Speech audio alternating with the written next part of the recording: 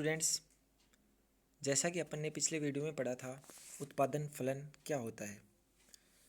जो production function जो होता है वो उत्पादन की मात्रा, जिसको मैंने क्यू से दिखाया था, और उत्पादन के साधन भूमि, पूंजी, श्रम और उद्यमी तथा तकनीकी आदि चरों में क्या बताता है, आपस में संबंध को दर्शाता है। अब अपन जो नेक्स्ट पढ़ते हैं वो पढ़ेंगे परिवर्तनशील अनुपातों का नियम। तो परिवर्तनशील अनुपातों के नियम का इस आर्थिक सिद्धांत में बहुत महत्व है। यह नियम ऐसे उत्पादन फलन का अध्ययन करता है जिसमें कुछ साधन स्थिर रहने पर, कहने का मतलब एक या एक से अधिक साधनों में परिवर्तन किया जाता है।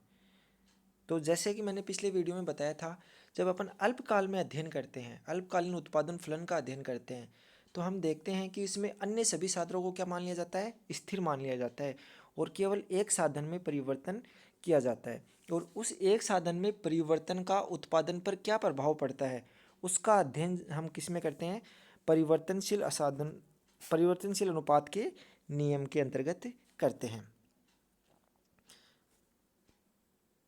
कुछ साधन स्थिर रखकर एक या एक से अधिक साधनों में परिवर्तन किया जाता है। चूंकि इस नियम के अंतर्गत हम साधनों के अनुपातों में परिवर्तन करते हैं। फॉर एग्जाम्पल, मैं मान लो इधर ले लूँ लैंड भूमि, इधर ले लूँ लेबर श्रम। भूमि और श्रम अपने पास दो साधन हैं। भूमि की एक इकाई, श्रम की एक इकाई। प्रारंभ में अपन ने किसी वस्तु का उत्पादन किया 2 kg, कोई भी वस्तु अपन मान लेते हैं। भूमि की अपने स्थिर रखी इकाई और श्रम की एक इकाई को बढ़ा दिया। भूमि की फिर से स्थिर रखी और श्रम की एक इकाई को और बढ़ा दिया। तो कुल उत्पादन में जो भी परिवर्तन होता है उस पर अपन वो प्रभाव देखेंगे किसका, इस श्रम की मात्रा में वृद्धि का। ठीक है। अब देखो यहाँ अनुपात चेंज हो रहा है। यहाँ साधनों का अनुपात क्या है, 1:1 है। और यहाँ दूसरा जो संयोग है इसमें 1:2 है। एक भूमि और 2 श्रम की इकाइयाँ। उसके बाद 1:3 है। कहने का मतलब साधनों के अनुपात में क्या हो रहा है, परिवर्तन हो रहा है। तो साधनों के अनुपात में परिवर्तन का इस उत्पादन पर क्या प्रभाव पड़ेगा, इसका अध्ययन हम परिवर्तनशील अनुपातों के नियम के अंतर्गत करते हैं। और इस नियम का दूसरा नाम होता है ह्रासमान या घटते प्रतिफल का नियम, या इसे कहा जाता है उत्पादन की 3 सीमाएं या उत्पादन की 3 अवस्थाएं। तो कुछ अर्थशास्त्रियों ने परिवर्तनशील अनुपातों के नियम की अलग अलग परिभाषाएं दी हैं। सर्वप्रथम एक प्रसिद्ध अर्थशास्त्री थे स्टीगलर। स्टीगलर के अनुसार जब कुछ साधनों को स्थिर रखकर एक साधन में समान मात्रा में वृद्धि की जाती है, कुछ साधनों को इन्होंने क्या रख लिया, स्थिर रख लिया, और एक साधन में समान मात्रा में वृद्धि की है, कि मतलब श्रमिक एक थे, फिर 2 कर दिए, फिर 3, 4, अर्थात एक एक श्रम को बढ़ाया है। ठीक है। तो एक सीमा के पश्चात उत्पादन में होने वाली वृद्धियाँ क्या हो जाएगी, कम हो जाएगी, अर्थात सीमांत उत्पादन घट जाएगा। ये परिभाषा दी है स्टीगलर ने। इसी प्रकार एक अन्य अर्थशास्त्री बेहनम ने बताया है कि जब किसी साधनों के संयोग में एक साधन का अनुपात बढ़ाया जाता है तो एक सीमा के पश्चात पहले उस साधन का सीमांत उत्पादन और फिर औसत उत्पादन घटने लग जाएगा। और सीमांत उत्पादन क्या होता है, औसत उत्पादन क्या होता है, इसकी चर्चा अपन ने पिछले वीडियो में की थी।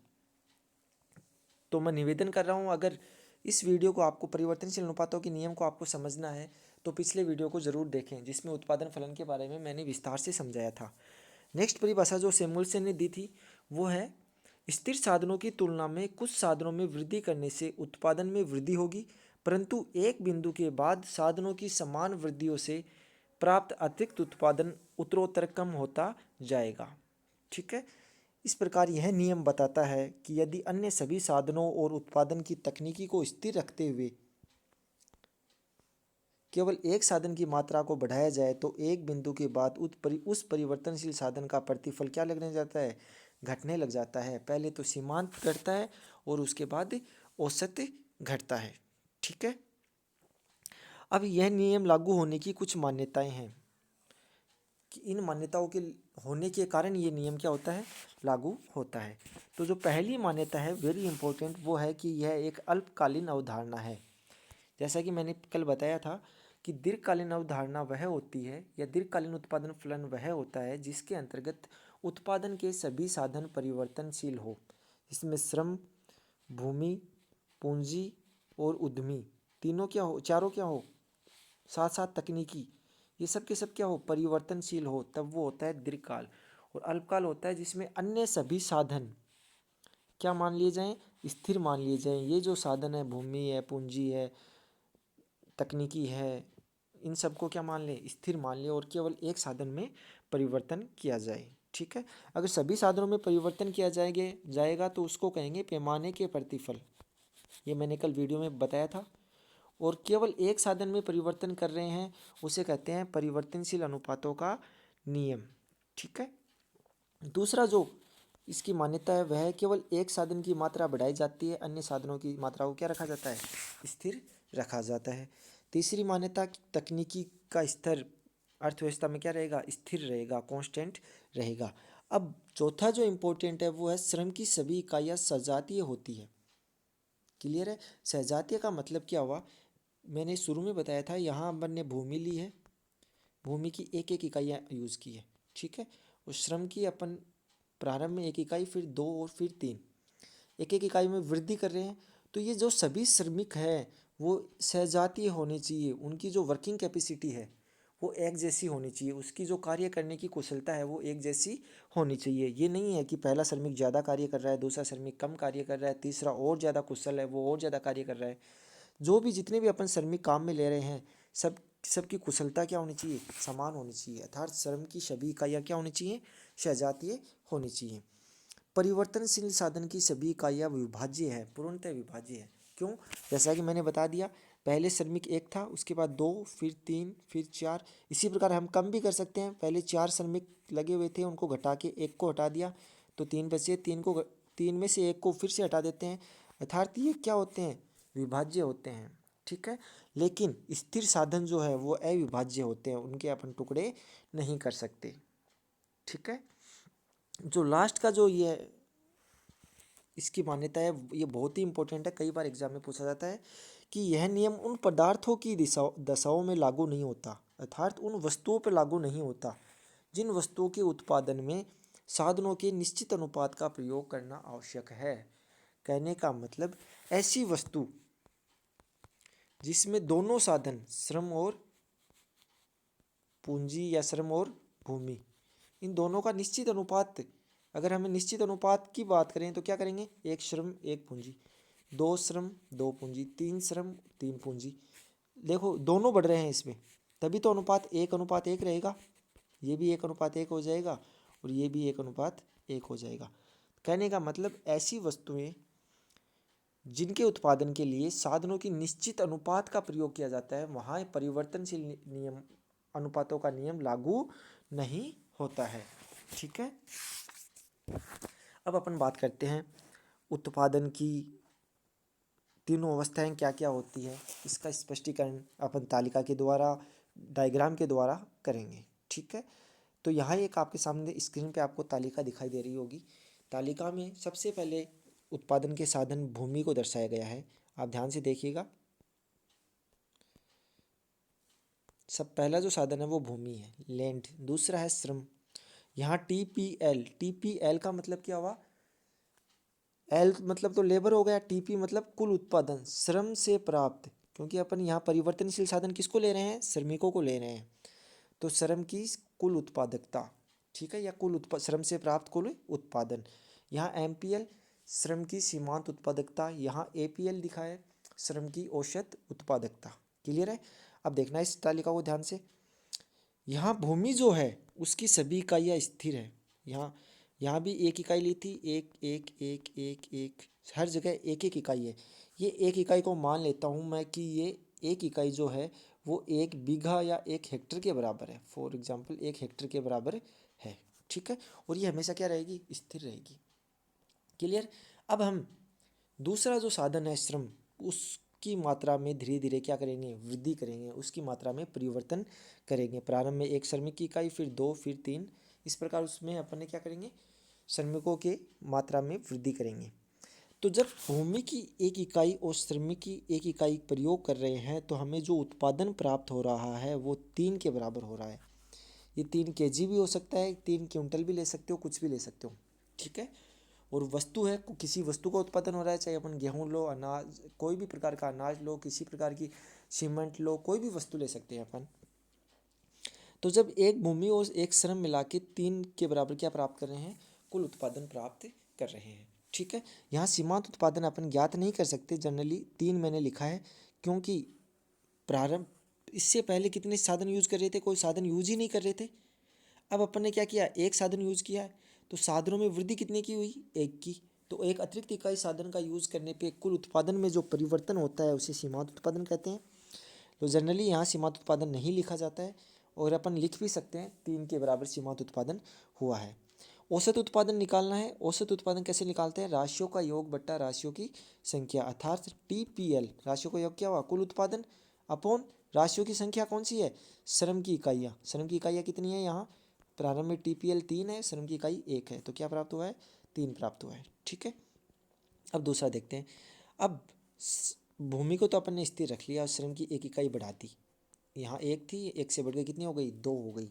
तो कुल उत्पादन में क्या हुई है, वृद्धि हुई है। ठीक है, कुल उत्पादन 3 से बढ़कर कितना हो गया है, 7 हो गया है।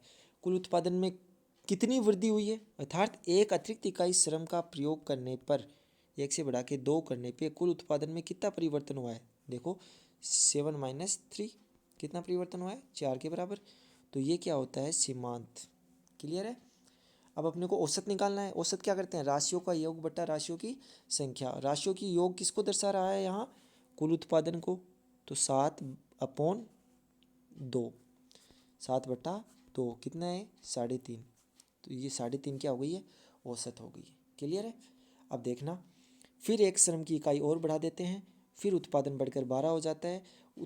कुल उत्पादन बड़ा 12 होता है, तो सीमांत उत्पादन कितना हुआ, इन दोनों का डिफरेंस, क्योंकि यहाँ अतिरिक्त इकाई श्रम का यूज़ किया है, 2 से बढ़कर 3 हो गए, एक अतिरिक्त इकाई श्रमिक का यूज़ किया, तो कुल उत्पादन में परिवर्तन कितने का हुआ, 5 के बराबर। तो सीमांत कितनी हुई, 5 हुई। औसत कितनी प्राप्त होगी, राशियों का योग बट्टा राशियों की संख्या। राशियों का योग कितना हो रहा है, 12 है, और श्रम की इकाइयाँ कितनी है, 3 है, 12/3 = 4। तो यहाँ औसत उत्पादन कितना हो रहा है, 4 हो रहा है। क्लियर है। अब फिर से एक श्रम की इकाई को बढ़ाते हैं, तो 3 से बढ़कर कितनी हो जाएगी, 4। कुल उत्पादन 16 हो जाएगा। सीमांत है वो कितना हो जाएगा, 12 और 4, इनके दोनों का डिफरेंस कितना है, 4 के बराबर। औसत कितना हो जाएगा, 16/4, 4। ठीक है। अब देखना, यहाँ तक क्या हो रहा था, औसत उत्पादन लगातार बढ़ रहा था। ठीक है, पहले 3 था, फिर 3.5 हुआ, फिर 4 हुआ, और फिर 4 रह गया, अधिकतम हो गया। कहने का मतलब ये कैसी स्टेज होती है, प्रथम अवस्था होती है, उसके बाद द्वितीय अवस्था प्रारंभ होती है, उसके बाद तृतीय अवस्था प्रारंभ होती है। क्लियर है। तो पहली अवस्था में आप क्या देख रहे हो कि जो कुल उत्पादन है TPL, देखो TPL यहाँ कितने से बढ़ा था, 4 से, यहाँ कितना बढ़ा, 5। क्यों, 3 और 4 7, 7 और 5 12। कहने का मतलब जो TPL है वो यहाँ तक बढ़ती दर से बढ़ रहा था, 4 5 बढ़ती दर से क्या हो रहा था, बढ़ रहा था। कौन सी दर से, बढ़ती दर से बढ़ रहा है। फिर 12 से बढ़ के कितना हो गया, 16 हो गया है। ठीक है, उत्पादन की अवस्था प्रथम ही चल रही है, लेकिन ये बढ़ती दर नहीं है, ये कैसी दर हो गई है, वापस घटती दर, क्योंकि यहाँ तो 5 की वृद्धि हुई थी और यहाँ कितने की वृद्धि हुई है, 4 की। तो प्रथम अवस्था में जो कुल उत्पादन होता है वो कैसा होता है, पहले तो बढ़ती दर से बढ़ता है, उसके बाद घटती दर से बढ़ता है। देखो 3 से 7 हो गया, 7 से 12, यहाँ तक तो बढ़ती दर से बढ़ रहा था, लेकिन 12 से जो ही 16 हुआ, बढ़ा तो है लेकिन कौन सी दर से बढ़ा है, यहाँ घटती दर से बढ़ा है। ठीक है, तो पहली अवस्था में कुल उत्पादन बढ़ती दर से बढ़ता है, उसके बाद घटती दर से बढ़ता है। ठीक है। एमपीएल का क्या सीन है, तो इसमें देखना एमपीएल क्या हो रही है, एमपीएल को ध्यान से देखना, एमपीएल वाले डायग्राम को, 3 थी, फिर 4 हो गई, फिर 5 और फिर 4।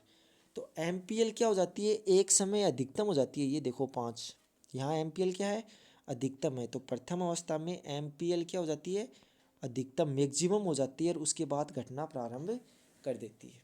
क्लियर है। ठीक है।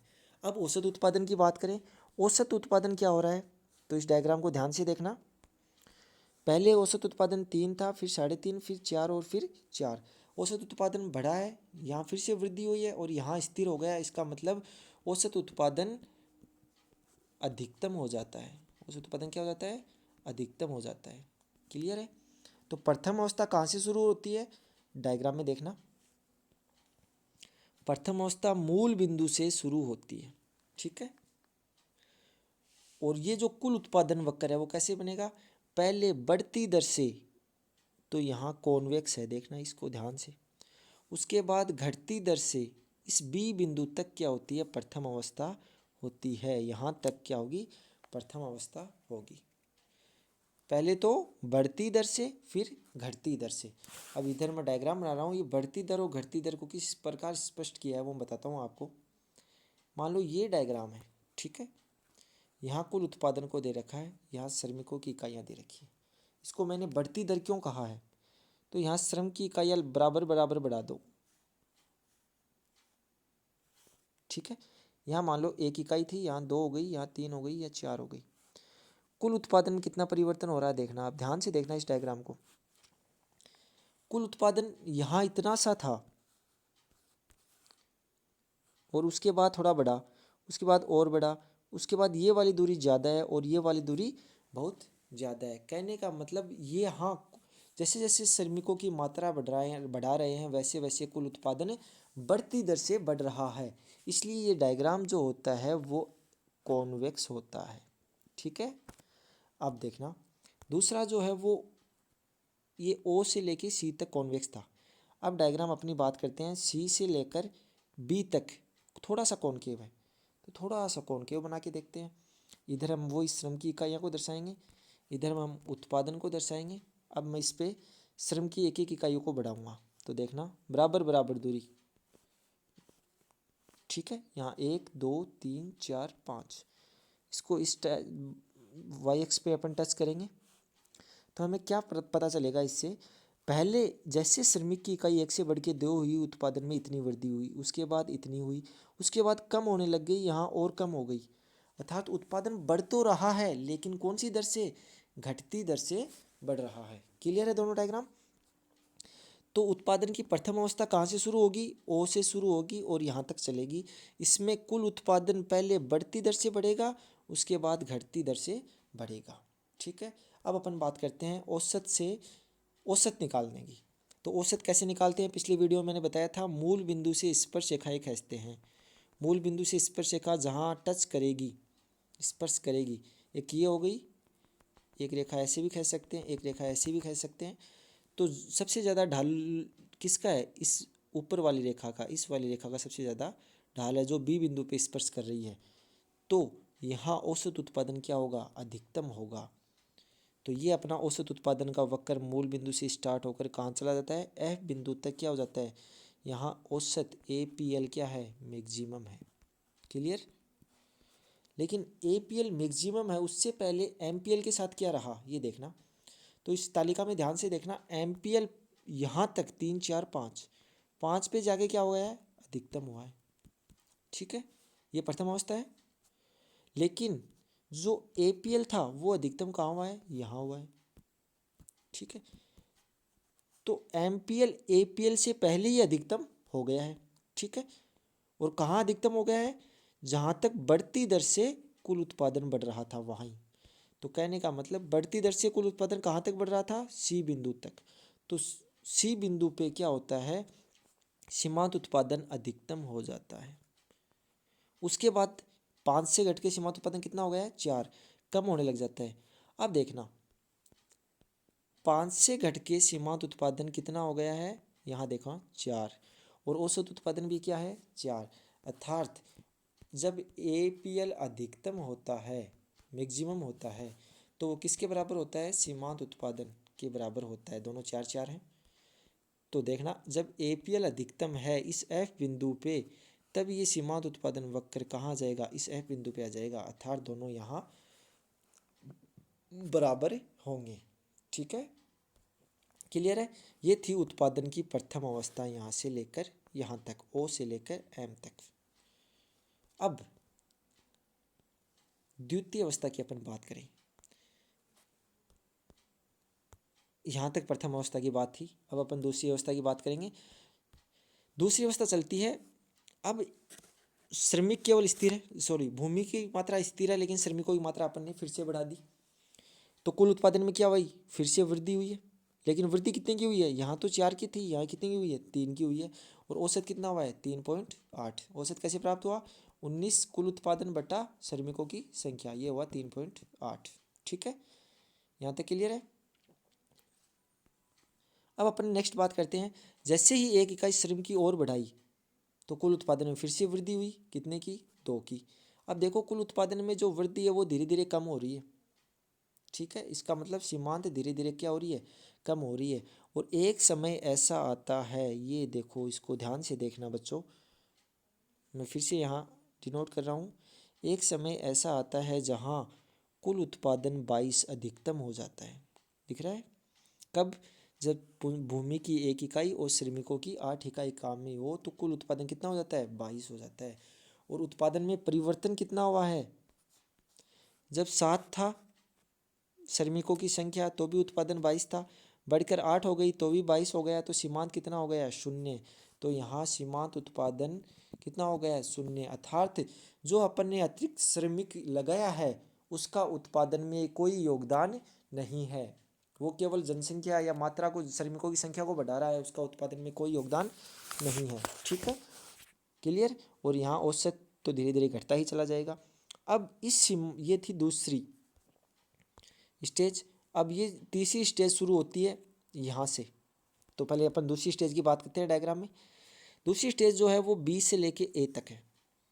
तो बी से ए तक है, वो जो कुल उत्पादन वक्र है वो कैसा है, बी से ए तक कॉनकेव है। आप देख सकते हो, बी से इस बिंदु तक कॉनकेव है। कॉनकेव है, इसका मतलब कुल उत्पादन बढ़ता हुआ अधिकतम हो जाता है। इस ए बिंदु पे कुल उत्पादन क्या हो जाता है, TPL अधिकतम हो जाएगा। लेकिन कौन सी दर से बढ़ेगा, घटती दर से बढ़ेगा। ठीक है, अब जब कुल उत्पादन अधिकतम है तो मैंने कल बताया था, इस पर खींची गई स्पर्श रेखा का ढाल सीमांत उत्पादन को दर्शाता है। तो यहाँ इसका ढाल कितना है, 0, तो सीमांत उत्पादन कितना हो गया, 0 हो गया।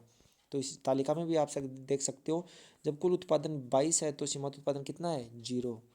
तो अपन क्या देखेंगे, जो सीमांत उत्पादन कर्व है वो घट के एकदम इस एन पे, जब श्रमिकों की मात्रा ON है तो सीमांत उत्पादन कितना हो गया है, यहाँ 0 हो गया है। और औसत उत्पादन धीरे धीरे क्या हो रहा है, गिर रहा है। तो उत्पादन की द्वितीय अवस्था कहाँ से कहाँ तक है, यहाँ से लेकर यहाँ तक, M से लेकर N तक। ठीक है, तो कहाँ से शुरू होगी, औसत उत्पादन के अधिकतम बिंदु, यहाँ औसत उत्पादन अधिकतम था, कि अधिकतम बिंदु से स्टार्ट होकर कहाँ पर खत्म होगी, जहाँ सीमांत उत्पादन 0 है या कुल उत्पादन अधिकतम है, वहाँ तक द्वितीय अवस्था होती है। अब अपन बात करते हैं तृतीय अवस्था की। अब यदि श्रमिकों की संख्या और बढ़ा दी जाए, जैसे 9 कर दी, 10 कर दी, तो कुल उत्पादन घटने लग जाता है। यहाँ कितना हो गया, 22 से कम होकर 21, 21 से कम होकर 18, और सीमांत क्या होने लगता है, ऋणात्मक होने लग जाता है। तो सीमांत जो वक्र है वो तो कहाँ चले जाने लग जाता है, नीचे की तरफ, ये ऋणात्मक भाग को दर्शा रहा है। ठीक है, औसत उत्पादन लगातार घटता चला जाएगा और कुल उत्पादन वक्र नीचे की तरफ गिर जाएगा, अर्थात कुल उत्पादन घटने लग जाता है। और ये जो सी बिंदु है, जहाँ तक बढ़ती दर से बढ़ रहा था उत्पादन, उसके बाद घटती दर से बढ़कर अधिकतम हो गया कुल उत्पादन, इसे अपन स्थिर मोड का बिंदु भी कहते हैं। क्लियर है यहाँ तक। अब अपन बात करेंगे कि ये जो अवस्थाएं हैं ये कैसे प्राप्त होती है। तो देखो, पहली जो अवस्था है वो बढ़ती हुई है, तो उसे अपन बोलते हैं वृद्धमान अवस्था, वर्धमान प्रतिफलों की अवस्था। ठीक है, उपयुक्त तालिका से स्पष्ट है कि अन्य साधनों को स्थिर रखकर एक साधन में परिवर्तन करने पर प्रारंभ में वर्धमान प्रतिफल हमें प्राप्त होंगे। ठीक है, बढ़ते हुए प्रतिफल, वर्धमान या बढ़ते हुए, इंक्रीजिंग रिटर्न हमें प्राप्त होंगे। उसके बाद ह्रासमान प्रतिफल, घटते हुए प्रतिफल प्राप्त होंगे।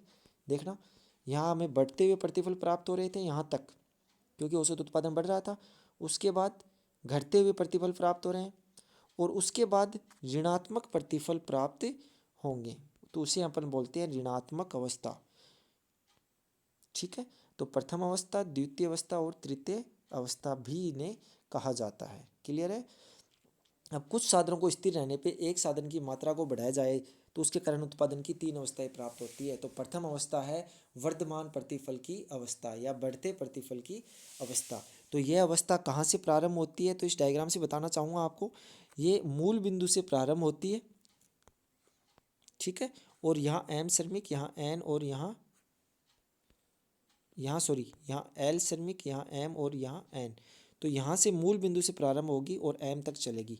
तो एम तक चलेगी तो हम क्या कहेंगे, इस अवस्था, यह अवस्था मूल बिंदु से प्रारंभ होती है और ख़त्म कहाँ होती है, जहाँ पे औसत उत्पादन अधिकतम हो, ठीक है। और इस अवस्था में कुल उत्पादन पर क्या प्रभाव पड़ेगा, तो आप देखना इस बिंदु तक, प्रथम अवस्था है ना, तो कुल उत्पादन पहले बढ़ती दर से बढ़ता है, उसके बाद घटती दर से बढ़ता है। अब इसी अवस्था में, प्रथम अवस्था में औसत सीमांत उत्पादन पर क्या प्रभाव पड़ेगा, सीमांत उत्पादन यहाँ अधिकतम हो जाता है और उसके बाद घटता हुआ किसके बराबर होता है, औसत उत्पादन हमेशा सीमांत उत्पादन के बराबर हो जाता है। ये थी प्रथम अवस्था। तो यह अवस्था मूल बिंदु से प्रारंभ होकर श्रम की औसत उत्पादकता के अधिकतम बिंदु पर समाप्त होती है। इस अवस्था में श्रम का कुल उत्पादन लगातार बढ़ता है, पहले बढ़ती दर से बढ़ता है, उसके बाद घटती दर से। प्रारंभ में बिंदु सी, ये सी है, ए नहीं है, तक बढ़ती दर से बढ़ता है, उसके बाद घटती दर से बढ़ता है। और सीमांत उत्पादन बढ़ता है, पहले तो बढ़ रहा है, देखना आप इसको, पहले तो सीमांत उत्पादन बढ़ रहा है, फिर अधिकतम हो जाता है और फिर घटकर औसत उत्पादन के बराबर आ जाएगा। तो सीमांत उत्पादन पहले तो बढ़ता है और ई बिंदु पर अधिकतम हो जाता है और घटता जाता है, उसके बाद घटता जाता है और औसत उत्पादन के बराबर हो जाता है। और औसत उत्पादन की क्या कंडीशन होगी, यह बढ़ता हुआ अधिकतम बिंदु को प्राप्त हो जाता है। अब बात ये करते हैं कि जो प्रथम अवस्था है इसमें बढ़ते प्रतिफल या वर्तमान प्रतिफल की अवस्था इसे क्यों कहा जाता है, तो इसको थोड़ा सा ध्यान से समझना।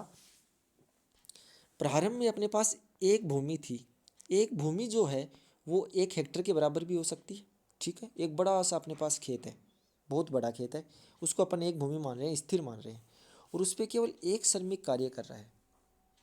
क्लियर है। कहने का मतलब जो भूमि थी, ये जो भूमि है, बड़ा सा क्षेत्रफल है, वो कैसा साधन है, स्थिर साधन, वो बहुत बड़ी है और उस पर केवल एक श्रमिक कार्य कर रहा है। जो परिवर्तनशील साधन है वो क्या है, केवल एक है। तो प्रारंभ में क्या होता है, स्थिर साधन बहुत ज़्यादा होते हैं। बहुत ज़्यादा का मतलब ये नहीं है कि इकाइयों में ज़्यादा है, ये बहुत बड़ा है क्षेत्र, ठीक है।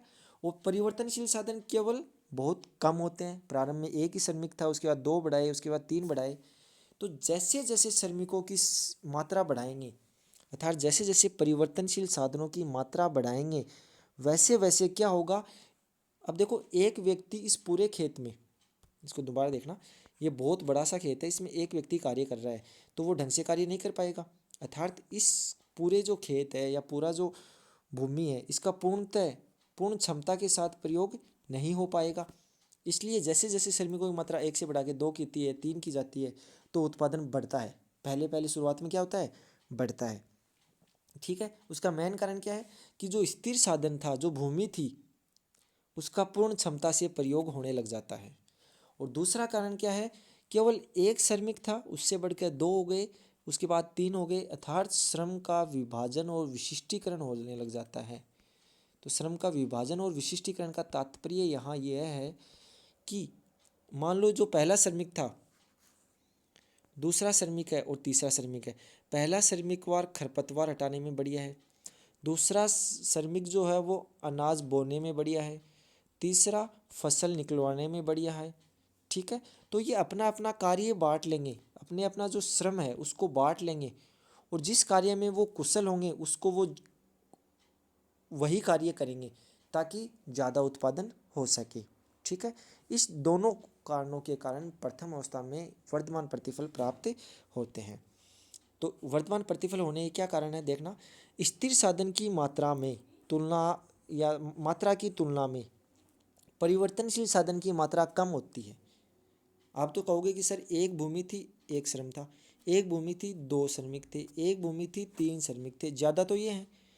लेकिन यहाँ ध्यान रखना, जो भूमि है ये बहुत बड़ी इकाई में है, बड़े क्षेत्र में फैली हुई है, तो उनकी तुलना में ये श्रमिक जो है वो बहुत छोटी इकाइयाँ हैं, ठीक है। अर्थात ये जो साधन है वो कम पड़ने लग जाते हैं, किसकी तुलना में, भूमि की तुलना में। तो प्रथम लाइन है, स्थिर साधन की मात्रा की तुलना में परिवर्तनशील साधन की मात्रा कम होने के कारण स्थिर साधन का पूर्ण क्षमता के साथ उपयोग नहीं होता है, उस भूमि का पूर्णतः उपयोग नहीं हो पाता है। अतः जैसे जैसे परिवर्तनशील साधन की मात्रा बढ़ाई जाती है तो उत्पादन या उत्पादकता बढ़ती है। ठीक है। और दूसरा जो कारण है वर्तमान प्रतिफल होने का, वो है श्रम का विभाजन और विशिष्टीकरण। तो श्रम की जैसे जैसे मात्रा बढ़ाई जाएगी वही श्रम वही कार्य करेगा जिसमें वह तुलनात्मक रूप से क्या हो, कुशल हो। तो जिसमें वो ज़्यादा कुशल है, अगर वह श्रमिक वही कार्य करता है तो वो निश्चित ही उत्पादन में वृद्धि लाता है। तो यह क्या है, श्रम विभाजन और श्रम विशिष्टीकरण कहलाता है। अब अपन द्वितीय अवस्था की बात करते हैं, तो डायग्राम में देख के अपने को पता हो जाना चाहिए द्वितीय अवस्था कहाँ से प्रारंभ होती है। यहाँ एम से प्रारंभ होती है, कहाँ तक चलती है, एन तक चलती है। क्लियर। तो द्वितीय अवस्था कहाँ से प्रारंभ होती है, औसत उत्पादन के अधिकतम बिंदु से। ठीक है। और समाप्त कहाँ होती है, जहाँ सीमांत उत्पादन कितना होने जाए, शून्य हो जाए। यहाँ सीमांत उत्पादन कितना था, शून्य था। या फिर जहाँ कुल उत्पादन क्या हो जाए, अधिकतम हो जाए। क्लियर। तो द्वितीय अवस्था जैसे अपन ह्रासमान प्रतिफल का नियम, ह्रासमान प्रतिफल की अवस्था या घटते प्रतिफल की अवस्था भी कहते हैं। यह अवस्था औसत उत्पादन के अधिकतम बिंदु से प्रारंभ होती है। ठीक है। और उस बिंदु पर समाप्त होती है जहाँ सीमांत उत्पादनता क्या हो, शून्य हो। या इस अवस्था में श्रम की कुल उत्पत्ति लगातार बढ़ती हुई अधिकतम अवस्था को प्राप्त कर लेती है। ठीक है। सीमांत उत्पत्ति लगातार घटती हुई शून्य हो जाती है और औसत उत्पत्ति लगातार घटती जाती है। तो इसको आप डायग्राम में देख सकते हो इजीली। कुल उत्पादन तो क्या हो रहा है, बढ़ता हुआ, घटती दर से बढ़ता हुआ इस बिंदु से अधिकतम हो गया। ठीक है। सीमांत उत्पादन इस बिंदु से घटता हुआ शून्य हो गया। औसत उत्पादन लगातार घट रहा है। ठीक है। ये होता है द्वितीय अवस्था में। अब द्वितीय अवस्था को अपन घटते प्रतिफल की अवस्था क्यों कहते हैं, ह्रासमान प्रतिफल की अवस्था क्यों कहते हैं, इसके दो तीन कारण हैं। तो पहला कारण क्या है, अब जो स्थिर साधन था, जो भूमि थी, वो तो 1 हेक्टर के बराबर केवल, और श्रमिकों की संख्या 1 2 3 तो पहले ही बढ़ चुकी थी। अब हम पढ़े द्वितीय अवस्था में 4 5 6 इतनी बढ़ गई है। तो कहने का मतलब भूमि कम पड़ने लग गई है और श्रमिक क्या होने लग गए हैं, ज़्यादा होने लग गए हैं। ठीक है। तो पहला कारण क्या है, स्थिर साधन कम पड़ने लग जाते हैं। ठीक है। दूसरा साधन, स्थिर साधन की अविभाज्यता। अब जो भूमि है उसके टुकड़े नहीं कर सकते। जैसे श्रम को अपन श्रम विभाजन और विशिष्टीकरण कर लिया था, वैसा स्थिर साधनों में अपन नहीं कर सकते। और तीसरा जो है, साधनों की अपूर्ण स्थानापन्नता। अगर साधन पूर्ण प्रतिस्थापक होते तो अपन क्या करते, अगर भूमि और श्रम एक दूसरे के पूर्ण प्रतिस्थापन होते तो श्रम के स्थान पे भूमि को यूज कर लेते और भूमि के स्थान पे श्रमिकों को यूज कर लेते। लेकिन ये अपूर्ण स्थानापन्न होते हैं, ये स्थानापन्न नहीं होते हैं, इसलिए घटते प्रतिफल प्राप्त होंगे। अब बात करते हैं उत्पादन की तृतीय अवस्था, या उसको अपन कहते हैं ऋणात्मक अवस्था या ऋणात्मक प्रतिफल की अवस्था। तो अपन सबसे पहले डायग्राम में बात करेंगे। तृतीय अवस्था कहाँ से प्रारंभ होती है, कुल उत्पादन के अधिकतम बिंदु से प्रारंभ होती है। ठीक है। नीचे की तरफ चलती जाती है। ये जो बाद की जो अवस्था है ये, ठीक है, कहने का मतलब ये जो एन श्रमिकों के बाद की जो अवस्था है, ये वाली अवस्था, ये तृतीय अवस्था है। यहाँ पे कुल उत्पादन घटता है। तो आपने ऊपर डायग्राम देखा होगा, नीचे की तरफ चल रहा है। कुल उत्पादन जो है टीपीएल वो तो घटता है। एमपीएल है इस बिंदु के बाद क्या हो जाता है, ऋणात्मक हो जाता है। एमपीएल शून्य से छोटा हो जाता है और एपीएल लगातार घटने लग जाता है, इसलिए इसे ऋणात्मक प्रतिफल की अवस्था कहते हैं। ऋणात्मक प्रतिफल की अवस्था उस बिंदु से प्रारंभ होती है जहाँ कुल उत्पादन अधिकतम हो अथवा सीमांत उत्पादन शून्य हो। इस अवस्था में कुल उत्पत्ति लगातार घटती जाती है, सीमांत उत्पादकता ऋणात्मक हो जाती है और औसत उत्पत्ति लगातार घटती चली जाएगी। अब अपन बात करेंगे कि उत्पादक जो है इन तीनों अवस्थाओं में कहाँ उत्पादन करेगा, ये बहुत इंपॉर्टेंट क्वेश्चन है। तो ये ध्यान रखना विद्यार्थियों कि उत्पादक विवेकशील उत्पादक हमेशा द्वितीय अवस्था में कार्य करेगा। अब द्वितीय अवस्था में कार्य क्यों करेगा, इसका एक ही कारण है, सबसे इंपॉर्टेंट कारण। देखो यहाँ तक पहली अवस्था थी, ठीक है, उसके बाद ये वाली जो है थोड़ी सी, ये द्वितीय अवस्था है। ठीक, उसके बाद की जो अवस्था है वो तृतीय अवस्था है। ध्यान से समझना इस बात को। जब प्रथम अवस्था थी तो यहाँ स्थिर साधन बहुत ज़्यादा थी इसका मतलब भूमि बहुत ज़्यादा थी। और यहाँ भूमि की जो सीमांत उत्पादकता है एम लैंड, क्योंकि मात्रा में ज़्यादा होने के कारण उसकी सीमांत उत्पादकता क्या होगी, कम। तो भूमि की सीमांत उत्पादकता इस अवस्था में क्या थी, नेगेटिव थी। जो भूमि का एमपीएल वक्र बनेगा ना वो ऐसा बनेगा, ठीक है। ये अपन बाद की बात है, पीजी लेवल की बात है। अपन क्या देखेंगे कि प्रथम अवस्था में स्थिर साधनों की मात्रा बहुत ज़्यादा थी, ठीक है। इसलिए भूमि की सीमांत उत्पादकता क्या है, ऋणात्मक है, ठीक है। इसलिए प्रथम अवस्था में उत्पादन नहीं करेगा। अब तृतीय अवस्था की बात करते हैं। तृतीय अवस्था में इसलिए उत्पादन नहीं करेगा क्योंकि यहाँ क्या है, श्रम की सीमांत उत्पादकता ऋणात्मक है, नेगेटिव है। तो आप देख सकते हो ये एमपीएल जो है वो क्या है, ऋणात्मक है। अब एक बात ध्यान से समझना इस बात को, यहाँ जो तृतीय अवस्था है इसमें क्या ज़्यादा है, श्रम ज़्यादा है या भूमि, श्रमिक बहुत ज़्यादा हो गई, ठीक है, बहुत अधिक हो गए तृतीय अवस्था में श्रमिक इस अवस्था में, इसलिए इनकी सीमांत उत्पादकता क्या हो गई, नेगेटिव हो गई। इसी प्रकार प्रथम अवस्था में क्या ज़्यादा थी, भूमि ज़्यादा थी, इसलिए उनकी सीमांत उत्पादकता क्या थी, ऋणात्मक थी। इसलिए प्रथम और तृतीय अवस्था में तो उत्पादन विवेकशील उत्पादक नहीं करेगा, और वो कहाँ उत्पादन करेगा, द्वितीय अवस्था में उत्पादन करेगा, ठीक है। तो अपन बात करते हैं उत्पादन की द्वितीय अवस्था सर्वाधिक उपयुक्त होती है। सबसे उपयुक्त अवस्था कौन सी होती है, द्वितीय अवस्था होती है। तो एक विवेकशील उत्पादक हमेशा द्वितीय अवस्था में ही उत्पादन करेगा। कारण क्या है इसके, तो यहाँ दोनों कारण मैंने जो बताए हैं वो ही लिखे हैं। प्रथम अवस्था में स्थिर साधन भूमि, परिवर्तनशील साधन श्रम की तुलना में अधिक होती है। मैंने बताया 1 हेक्टेयर भूमि है और श्रमिक 1 2 3, प्रथम अवस्था में इतने ही श्रमिक थे, तो ज़्यादा कौन सी हो गई, स्थिर साधन ज़्यादा होने के कारण स्थिर साधन की सीमांत उत्पादकता क्या होती है, ऋणात्मक होती है, ठीक है। तृतीय अवस्था में परिवर्तनशील साधन, तृतीय अवस्था लास्ट वाली अवस्था जिसमें परिवर्तनशील साधन श्रम की इकाइयाँ 6 हो गई, बढ़ के 7 हो गई, 8 हो गई, और भूमि की इकाई कितनी है, केवल 1 है, ठीक है। तो स्थिर साधन की तुलना में अधिक हो जाते हैं, इसलिए परिवर्तनशील साधन की सीमांत उत्पादकता क्या हो जाती है, ऋणात्मक हो जाती है। अतः उत्पादक के पास द्वितीय अवस्था में कार्य करने के अतिरिक्त कोई अन्य उपाय, अन्य ऑप्शन नहीं रहता है, और वह द्वितीय अवस्था में उत्पादन करेगा। अब देखना ध्यान से, वह द्वितीय अवस्था में उत्पादन तो करेगा, लेकिन द्वितीय अवस्था तो देखो एम बिंदु से स्टार्ट हो रही है और एन बिंदु तक है, यहाँ से स्टार्ट हो रही है और इस बिंदु तक है ना। अब इसके या प्रारंभ में कार्य करेगा या इसके अंत में कार्य करेगा, कि एम बिंदु के आसपास कार्य करेगा द्वितीय अवस्था में, इस यहाँ तक कार्य करेगा या इधर कार्य करेगा, इसको समझने के लिए हमें ध्यान से ध्यान रखना पड़ेगा। तो मैंने बताया है कि ये जो एम बिंदु है इससे पहले, ध्यान से देखना इसको, इससे पहले भूमि या जो स्थिर साधन है उसकी सीमांत उत्पादकता क्या है, ऋणात्मक है। और इस एम बिंदु पे आते ही भूमि की सीमांत उत्पादकता एम पी लैंड कितनी हो गई है, ऋणात्मक थी पहले, तो यहाँ तो नेगेटिव थी पहले तो, और फिर शून्य हो गई है, और उसके बाद धनात्मक होनी शुरू होती है, ठीक है। इसी प्रकार तृतीय अवस्था में श्रम की सीमांत उत्पादकता ऋणात्मक थी, लेकिन एन बिंदु पे कितनी है, ये आपको एमपीएल पता ही है, एमपीएल कितना है यहाँ, 0 है, ठीक है। तो प्रारंभ में भूमि की सीमांत उत्पादकता कम होने के कारण यहाँ उत्पादन नहीं करेगा, ठीक है। तो द्वितीय अवस्था के प्रारंभ में उत्पादन नहीं करेगा। द्वितीय अवस्था के अंत में उत्पादन इसलिए नहीं करेगा क्योंकि श्रम की सीमांत उत्पादकता लगभग 0 है, ठीक है। तो आप देखना ध्यान से,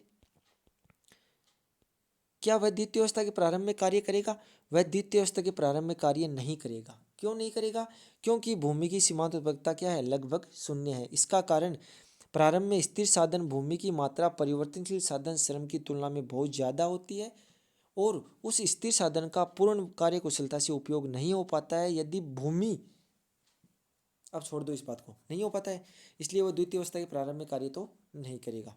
इस बात को एक बार भूल जाओ आप, इसकी चर्चा अपन लास्ट में करेंगे, ठीक है। क्या उत्पादक द्वितीय अवस्था के अंत में कार्य करेगा, वह दूसरी अवस्था के अंत में कार्य नहीं करेगा, क्योंकि यहाँ श्रम की सीमांत उत्पादकता क्या है, बहुत कम या 0 है। इसका कारण है कि यहाँ श्रम की मात्रा स्थिर साधन भूमि की तुलना में अधिक है, क्लियर? इस लाइन को भूल जाओ आगे वाली को एक बार के लिए। तो वह द्वितीय अवस्था में उत्पादन करेगा, और जो द्वितीय अवस्था यहाँ एम से शुरू होकर एन तक चली थी, इसके प्रारंभ में उत्पादन वो नहीं करेगा और इसके अंत में भी उत्पादन नहीं करेगा। तो वो द्वितीय अवस्था में उत्पादन किस भाग में कार्य करेगा? तो विद्यार्थियों इस बात को ध्यान से समझना, अगर श्रम सस्ता है, अगर श्रम सस्ता है, अगर जो श्रमिक है वो सस्ता है, इसका मतलब अगर मजदूरी कम मिल रही है, कम मजदूरी पे मजदूर मिल रहे हैं, श्रमिक सस्ते हैं, तो वो द्वितीय भाग में उत्पादन करेगा। ठीक है, क्योंकि यहाँ श्रमिकों की ज़्यादा आवश्यकता होती है। अगर भूमि सस्ती है तो वो यहाँ उत्पादन करेगा। तो वो कहाँ उत्पादन करेगा द्वितीय अवस्था में? यह किस पे डिपेंड करता है? उन साधनों की कीमतों पर डिपेंड करता है। अगर भूमि फ्री में मिल रही है, भूमि पे कोई लगान नहीं देना पड़ रहा, तो वो एम बिंदु पे उत्पादन करेगा, क्योंकि यहाँ भूमि की मात्रा ज़्यादा हो, चाहे उसका सीमांत उत्पादन शून्य हो, भूमि का कोई फर्क नहीं पड़ता, क्यों? भूमि निःशुल्क मिल रही है। और अगर श्रम निःशुल्क मिल रहा हो तो वो द्वितीय अवस्था के अंत में कार्य करेगा। क्लियर है? देखना यहाँ, यदि भूमि निःशुल्क है तो उत्पादन यहाँ करेगा, कहाँ? द्वितीय अवस्था के प्रारंभ में। और यदि श्रम निःशुल्क है तो वो द्वितीय अवस्था के अंत में कार्य करेगा। ठीक है, तो निःशुल्क है मतलब फ्री है, तो ये कहाँ कार्य करेगा? ये किस पे डिपेंड करता है? ये श्रम और भूमि की कीमतों पर डिपेंड करता है। अर्थात श्रम की कीमत क्या होती है? मजदूरी। भूमि की कीमत क्या होती है? लगान। तो उत्पादक द्वितीय अवस्था के किस भाग में उत्पादन करेगा, यह भूमि और श्रम की तुलनात्मक कीमतों पर निर्भर करता है। यदि श्रम सस्ता है तुलनात्मक रूप से, तो श्रमिक ज़्यादा कहाँ है? द्वितीय अवस्था के अंत में श्रमिक ज़्यादा कहाँ थे? देखना इस डायग्राम को ध्यान से, श्रमिक ज़्यादा, यहाँ ओ एन श्रमिक है, देखो यहाँ श्रमिकों की संख्या बहुत ज़्यादा हो गई, इसलिए तो एमपीएल ऋणात्मक चला गया था। तो द्वितीय अवस्था के अंत में कार्य करेगा। ठीक है, तो द्वितीय अवस्था के अंत में भी नहीं, द्वितीय भाग में कार्य करेगा। ठीक है, ये द्वितीय अवस्था थी यहाँ से एम से लेके एन तक, तो यहाँ भी कार्य नहीं करेगा, यहाँ भी नहीं करेगा। कहने का मतलब इसको अगर दो भागों में बांटें अपन इस द्वितीय अवस्था को, तो वह द्वितीय अवस्था के दूसरे भाग में कार्य करेगा, पहले भाग में कार्य नहीं करेगा। और यदि भूमि की तुलनात्मक रूप से कीमत सस्ती है तो वह द्वितीय अवस्था के प्रथम अर्ध भाग में कार्य करेगा, अर्थात ये जो पहला वाला पार्ट था यहाँ कार्य करेगा। क्लियर है? तो इस वीडियो को दोबारा देखना, समझना। अगर कोई डाउट हो तो कमेंट में मुझे बताना, मैं इसको आपको पुनः एक बार डिटेल में समझा दूंगा। Thank you.